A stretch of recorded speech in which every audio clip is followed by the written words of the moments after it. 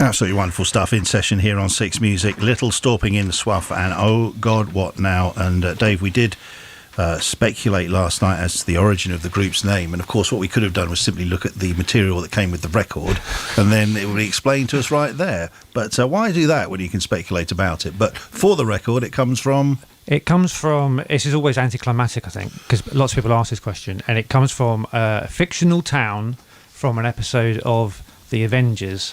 That's the first bit of anticlimax. The second bit is when I tell people this, a lot of the time they think I'm talking about The Avengers, like the Marvel cinema thing. We don't.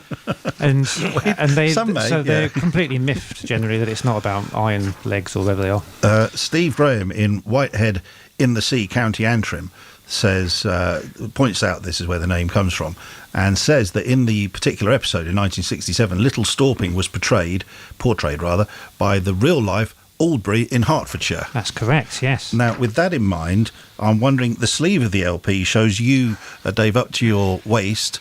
Are you actually in water in a very picturesque-looking village? I am indeed. And which picturesque village are you up to your waist in water in? It's a town called Ainsford, which is in North Kent. There we go. It looks very much like that kind of behaviour in such a setting might see the police being involved. It was a very cold November morning, Right. and we got some strange looks for sure. Okay. But I mean, yeah, I suffer from my art. Well, yeah. Evidently. The joke would be, and now it's out. I'll set you up for any jokes you need. Thank you. So let me ask you then, if you're going to throw fictional villages and towns into music, can you name me another one? In music? Yeah. Oh, goodness. Can anyone name another one? I'm helping. I can't. Right, that's good. No, that's good. I think that's brownie points for you, because it's actually where Virgin Prunes and U2 got their names from. Okay. So they created an imaginary village called Lipton Village, and Virgin Prunes were going before U2. I think I'm right in saying. So it's all Gavin Friday and Googie and all that, and eventually, of course, you get Bongo and The Hedge. Wow, there you go. So if anybody asks you in the future, or if you end up having a pub quiz question about such a thing, you can thank me for that. Amazing. Pleasure. Can we talk about some of the themes of the songs on the record? Because as we've heard so far, first of all, in the first tune we played, A Little Bit Bored, it deals with encountering a right old show-off who brushes their teeth in public, among other things. Is this based on a real person who brushed their teeth in public?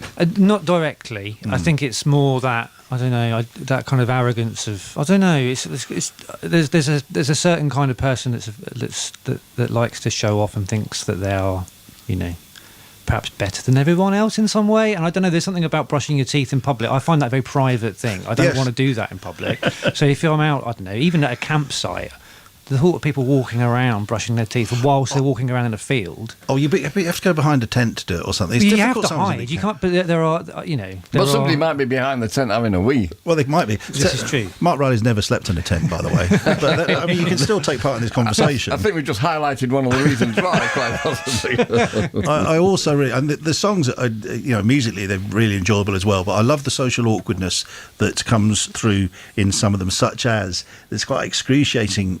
The song isn't, but scenario of being at a barbecue and dealing with that and dealing with the inanities around it, and also another tune you're going to play is French Exit. What is a French exit? Well, a French exit, I think, is when you just leave like a party without telling everyone you're going, so you don't have to say goodbye. And we all do that all the time. It's the best way, but it's very difficult. It is very difficult. So yeah, French Exit is that, and the song is kind of about it's about that. It's about just, I don't know, parts of you. It's about you know like when you.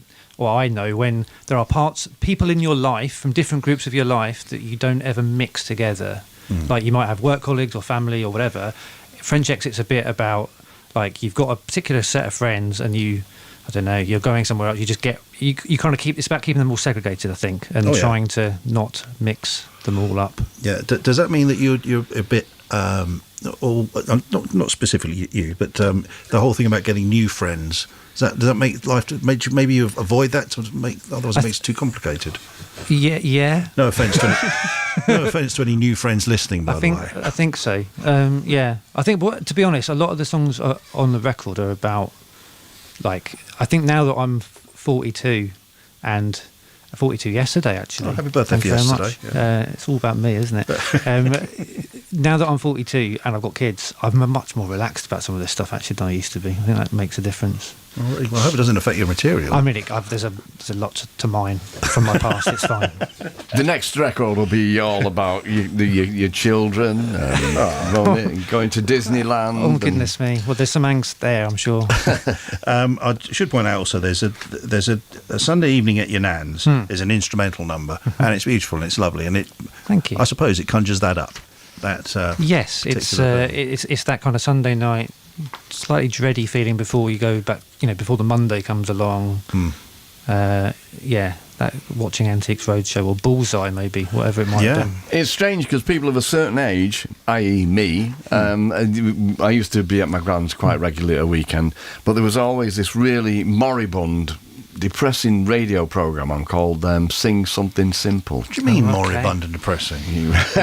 Much missed. Sing Something Simple. Sorry, that's what I meant. I always get them two mixed up. And that's always stuck in my mind of the kind of the quiet of my grand's house, and then this Sing Something it's quite Simple. Yeah, it's quite sinister actually. It is. Yeah, right. Sing Something Sinister. Yeah. It's me and him versus you, Gid. Okay, would you like to play 2 more numbers for us, please? We will do, with pleasure. Okay, we're ready, folks. This is called French Exit. 1.